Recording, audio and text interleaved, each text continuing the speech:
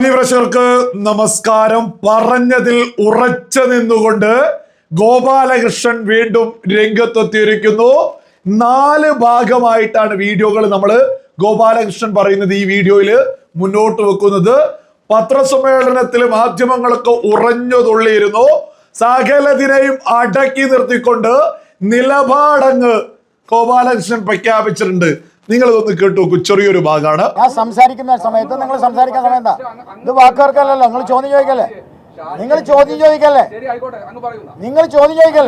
ചോദ്യം ചോദിച്ച പിന്നെ ഉണ്ടായിരിക്കും.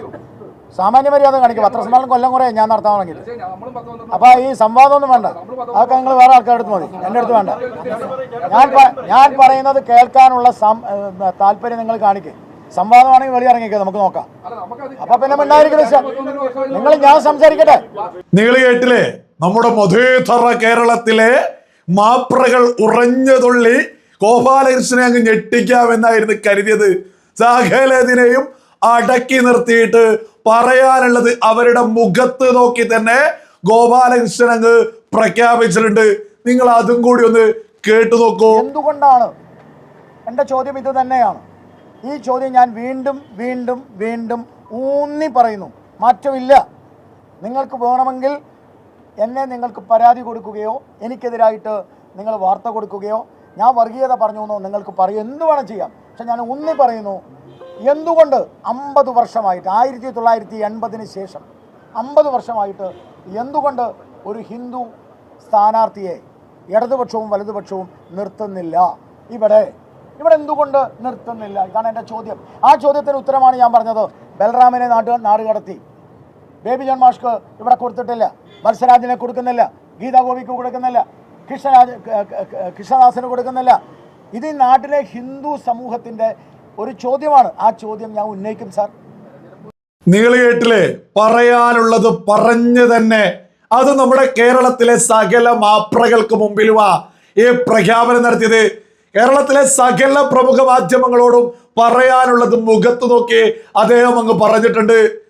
മുസ്ലിങ്ങൾ എങ്ങനെയാണോ മക്കയെ നോക്കി കാണുന്നത്, അതേപോലെ തന്നെ പുണ്യമായ പവിത്രമായ കേരളത്തിലെ പ്രധാനപ്പെട്ട ക്ഷേത്രമാണ് ഗുരുവായൂർ ക്ഷേത്രം എന്ന് പറയുന്നത്. ആ ക്ഷേത്രമുള്ള ഗുരുവായൂർ മണ്ഡലത്തില് ഒരു ഹിന്ദു സ്ഥാനാർത്ഥിയെ എന്തുകൊണ്ട് നിർത്തുന്നില്ല?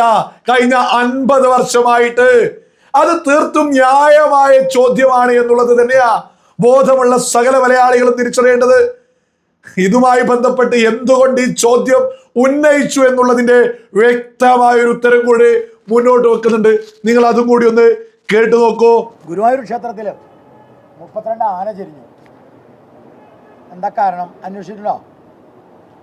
ഇവിടെയുള്ള ഏതെങ്കിലും ഒരു MLA, മുൻ MLA, ഇപ്പോഴത്തെ MLA, ഭരണ സംവിധാനം 32 ആന ചെരിഞ്ഞതിനെ കുറിച്ച് അന്വേഷിച്ചിട്ടുണ്ടോ? ഓഡിറ്റ് റിപ്പോർട്ട് വന്നിട്ടുണ്ട്. ചന്ദനത്തിൽ കളവ്, വെള്ളിപ്പാത്രത്തിൽ കളവ്, കുങ്കുമത്തിലെ കളവ്, ആനക്കൊമ്പിൽ കളവ്, ശർക്കരയിൽ കളവ്. ഓഡിറ്റ് റിപ്പോർട്ടാ. അന്വേഷിച്ചിട്ടുണ്ടോ? ഇവിടുത്തെ ഒരു MLA ഈ കാര്യം അന്വേഷിക്കണ്ടേന്നേ. ഇവിടുത്തെ ഒരു MLA ഈ കാര്യം അന്വേഷിക്കണോ വേണ്ടയോ? പറ. എന്തുകൊണ്ട് MLA അന്വേഷിക്കുന്നില്ല? നിലവിളക്ക് കൊളുത്തുന്നത് ഹറാമാണെന്ന് പ്രഖ്യാപിക്കുന്നവർക്ക് ഇത് അന്വേഷിക്കാൻ പറ്റില്ല. നിലവിളക്ക് കൊളുത്തുന്നത് ഹറാമാണെന്ന് പ്രഖ്യാപിക്കുന്നവർക്ക് ഗുരുവായൂർ ക്ഷേത്രത്തിന് ഇത്തരം കാര്യങ്ങൾ അന്വേഷിക്കാൻ താല്പര്യം ഉണ്ടാവില്ല. പക്ഷേ ഭാരതീയ ജനതാ പാർട്ടിയെ സംബന്ധിച്ചിടത്തോളം ഞങ്ങൾ ഇതൊക്കെ അന്വേഷിക്കും. നിങ്ങൾ കേട്ടില്ലേ? ഗുരുവായൂർ ക്ഷേത്രവുമായി ബന്ധപ്പെട്ട കണക്കായി പറയുന്നത് 32 ആന ചെരിഞ്ഞു, ശർക്കരയിൽ പോലും കളവ്. ഓരോ കാര്യങ്ങളും എണ്ണി ഗോപാലകൃഷ്ണൻ മാധ്യമങ്ങളോട് പറയാ, കാട്ടുമുടിക. ഒരു വിശ്വാസമില്ലാത്ത കമ്മിയാണ് ഈ ഒരു വിശ്വാസമില്ലാത്ത ഇടതുപക്ഷാണല്ലോ ഈ പറയുന്ന ദേവസ്വം ബോർഡൊക്കെ തന്നെ കൈകാര്യം ചെയ്ത് മുന്നോട്ട് പോകുന്നത്. ഇതൊക്കെ ചോദ്യം ചെയ്യാൻ ഒരു MLA വേണ്ടേ? എങ്ങനെ MLA ഉണ്ടാവുക? വിളക്ക് പോലും മുസ്ലിം ലീഗിന്റെ പ്രധാനപ്പെട്ട നേതാവ് കേരളത്തിൽ നിന്ന് പ്രഖ്യാപിച്ചതല്ലേ, ഞങ്ങൾ വിളക്ക് കത്തിക്കില്ല എന്ന്. മലയാളികൾ ഒന്നടങ്കം മൂക്കത്ത് കൈവച്ചുകൊണ്ടല്ലേ എത്ര നെറുകേട് മുസ്ലിം ലീഗിന്റെ പ്രധാനപ്പെട്ട നേതാവ് വിളിച്ചു പറഞ്ഞിട്ടുണ്ട്. വിളക്ക് കത്തിക്കാൻ ഞങ്ങൾക്ക് പാടില്ല എന്ന്. അത് വിളിച്ചു പറഞ്ഞ മുസ്ലിം ലീഗിന്റെ സ്ഥാനാർത്ഥി അവിടെ വിജയിച്ചാൽ ഹിന്ദു മതവിശ്വാസവുമായി ബന്ധപ്പെട്ട ക്ഷേത്രത്തിലെ കളവ് പോയില്ലേ എന്ന് നോക്കൂ. ഒരു MLA ഉത്തരവാദിത്തങ്ങളുണ്ട്. ആ മണ്ഡലത്തിലെ എന്നല്ല, ലോകം മൊത്തമുള്ള ഹിന്ദു മതവിശ്വാസികളുടെ പ്രധാനപ്പെട്ട പുണ്യക്ഷേത്രമാണ് ഗുരുവായൂർ ക്ഷേത്രം. അവിടെ കളവ് കമ്മികളുടെ നേതൃത്വത്തിൽ നടക്കണത് ചോദ്യം ചെയ്യാൻ ഒരു മുസ്ലിം ലീഗുകാരൻ വരുമോ? മുസ്ലിം ലീഗിന്റെ നിലപാടല്ലേ വിളക്ക് കത്തിക്കില്ല എന്ന് പറയുന്നത്? കേരളം ഒന്നടങ്കം കേട്ടിട്ടുള്ളതല്ലേ? പിന്നൊന്നാരാ? LDF സ്ഥാനാർത്ഥിയാരാ? ഒരു മതവിശ്വാസവും ഇല്ലാത്ത LDF സ്ഥാനാർത്ഥിയോ? മതങ്ങളെ പൂച്ഛിച്ച് മുന്നോട്ട് പോകുന്ന കമ്മികളല്ലേ? ഇടതുപക്ഷം എന്ന് പറയുന്നത്, കമ്മ്യൂണിസം എന്ന് പറയുന്നത് എന്താ? മതങ്ങളെ അവർ വിലക്കെടുക്കുന്നുണ്ടോ? മതങ്ങൾ അവർ അവഗണിച്ചല്ലേ സാധാരണ മുന്നോട്ട് പോകാറുള്ളത്? ആ ഇടതുപക്ഷത്തിന്റെ MLA ഉണ്ടായിട്ട് ഗുരുവായൂർ ക്ഷേത്രവുമായി ബന്ധപ്പെട്ട് അതിൽ കളവ് പോവോ എന്ന്, അല്ലെങ്കിൽ കളവുമായി ബന്ധപ്പെട്ട് എന്തെങ്കിലും അവർ നോക്കുക? ഒരിക്കലുമില്ല. അതെങ്ങനെ കട്ടുപിടിക്കുക എന്നല്ലേ ഈ പറയുന്ന ആളുകൾ ചെയ്യുക? ഇതൊക്കെ ഓരോ ബോധമുള്ള മലയാളികളും ചിന്തിക്കേണ്ടതല്ലേ? എത്ര സുന്ദരമായിട്ടാണ് ഗോപാലകൃഷ്ണൻ ആ മണ്ഡലവുമായി ബന്ധപ്പെട്ട ആവശ്യം ഉന്നയിച്ചത്. വ്യക്തമായിട്ട് അദ്ദേഹം ഉയർത്തിപ്പിടിക്കുന്നത് കഴിഞ്ഞ 50 വർഷമായിട്ട് UDF LDF ഒരു ഹിന്ദു സ്ഥാനാർത്ഥിയെ, മറ്റു മതത്തിലെ സ്ഥാനാർത്ഥിയെ പോലും ഇതൊരു അജണ്ട ഉണ്ടോ എന്നുള്ളത് ബോധമുള്ള ഓരോ മലയാളികളും ചിന്തിക്കേണ്ടത് തന്നെയല്ലേ? കഴിഞ്ഞ 50 വർഷമായിട്ട് ഒരു ഹിന്ദു സ്ഥാനാർത്ഥിയെ നിർത്തിയിട്ടില്ല എന്ന്. പിന്നെ ഇതെങ്ങനെ വർഗീയതയാവുക? ഒരു മതത്തിനെതിരെ പറയുമ്പോ അല്ലേ വർഗീയതയാവുക? ഒരു മതത്തിനെതിരെ പറയണ്ടേ? അപ്പോഴല്ലേ അത് സുന്ദരമായിട്ട് ഗോപാലകൃഷ്ണൻ ഈ പറയുന്ന മാധ്യമങ്ങൾക്ക് മുന്നിൽ ആ ചോദ്യം ഉന്നയിച്ചു. മുസ്ലിം ലീഗുകാര് മുസ്ലിം മതത്തിന്റെ പേരിൽ ഒരു പാർട്ടി മുന്നോട്ട് വന്നിട്ടുണ്ട്. അവിടെ ഇതുപോലെ ഉറഞ്ഞതുള്ള ഒരു മാധ്യമവും പോല. അവരുടെ പെരിന്തൽമണ്ണ ലീഗിന്റെ പ്രസിഡന്റാണ്, ബ്ലോക്ക് പഞ്ചായത്ത് പ്രസിഡന്റ്, എന്തൊക്കെ നിറകേട് വിളിച്ചു പറയുന്നുണ്ട്. മതത്തിന്റെ പേരിൽ ഐക്യമുണ്ടാവണമെന്ന് പച്ചക്ക് വിളിച്ചു പറഞ്ഞത് മാതൃഭൂമി നടത്തിയ പ്രോഗ്രാമിലാ. അതിങ്ങനെ ചിരിച്ചു കേട്ടതല്ലായിരുന്നു കേരളത്തിലെ പ്രമുഖ മാധ്യമ പ്രവർത്തകൻ അഭിലാഷ് ഷാജി. ഇവിടെ എന്തൊക്കെ വിളിച്ചു പറയുന്നു, സമുദായത്തിന് വേണ്ടി എന്ന് എത്ര തവണ പറഞ്ഞു. ഇവിടെ ഏതെങ്കിലും മാധ്യമങ്ങൾ എന്തെങ്കിലും ഒരു അക്ഷരം വേണ്ടിയിട്ടുണ്ടോ? പക്ഷെ ഹിന്ദു എന്ന് പറയുമ്പോഴേക്ക് ഉറഞ്ഞു തുള്ളുക. ഇതേ ഗോപാലകൃഷ്ണൻ കൃത്യമായിട്ട് മറ്റൊരു കാര്യം കൂടി ഗുരുവായൂരുമായി ബന്ധപ്പെട്ട് ഉയർത്തിപ്പിടിച്ചിട്ടുണ്ട്. നിങ്ങൾ അതൊന്ന് കണ്ടു നോക്കൂ. ഇവിടുത്തെ പ്രധാനപ്പെട്ട ഒരു വീട്ടിലെ കിണറ്റിൽ നിന്നെടുത്ത വെള്ളമാണിത്.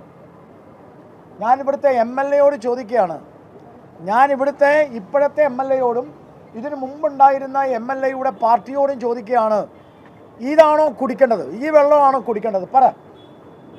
ഒരു കിണറ്റിൽ നിന്ന് ഞാൻ ഊരിയെടുത്ത ഒരു സാധാരണ കുടുംബത്തിലെ, ഇവിടുത്തെ ഈ നഗരത്തിനുള്ളിലുള്ള ഒരു വീട്ടിലെ കിണറ്റിൽ നിന്ന് ഞാൻ എടുത്ത വെള്ളമാണ്. നിങ്ങൾ കണ്ടില്ലേ? ഗോപാലകൃഷ്ണൻ മണ്ഡലത്തിലെ സാധാരണക്കാരുടെ ആവശ്യങ്ങളാണ് നിരന്തരം ഉയർത്തിപ്പിടിക്കുന്നത്. വെള്ളം പോലും ഇത്രയും കാലം ഇടതും വലതൊക്കെ മാറി കേരളം ഭരിച്ചിട്ട് പ്രധാനപ്പെട്ട ഒരു മണ്ഡലത്തിൽ ഒരു വീട്ടിൽ നിന്നെടുത്ത വെള്ളം, മലിന വെള്ളം, എന്തൊരു അവസ്ഥയാ!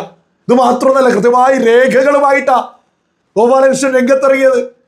കൃത്യമായിട്ട് പറയുന്നു, നിരവധി വീടുകളിൽ ഇതാണ് അവസ്ഥ. വെള്ളം പോലും മാന്യമര്യാദക്ക് ഈ പറയുന്ന മണ്ഡലത്തിൽ ഇല്ല എന്നുള്ളത്. ഈ വെള്ളത്തിന്റെ പ്രശ്നം, ഗുരുവായൂർ ക്ഷേത്രവുമായി ബന്ധപ്പെട്ട് അവിടെയുള്ള വിശ്വാസികൾ ഉയർത്തിയ പ്രശ്നം, ഇതൊക്കെയാണ് അദ്ദേഹം എണ്ണി ഉയർത്തിപ്പിടിക്കുന്നത്.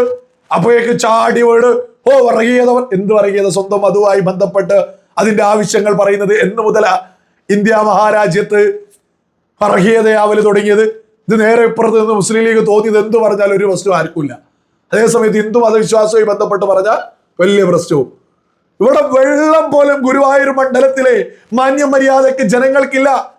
അതുപോലുമില്ലാത്ത മണ്ഡലത്തിലെ ജനതയോട് പറയാനുള്ളത്, നിങ്ങളുടെ അടിസ്ഥാന ആവശ്യങ്ങളിൽ കൃത്യമായിട്ട് ഇടപെടുന്ന ഒരു നേതാവാണ് ഗോപാലകൃഷ്ണൻ.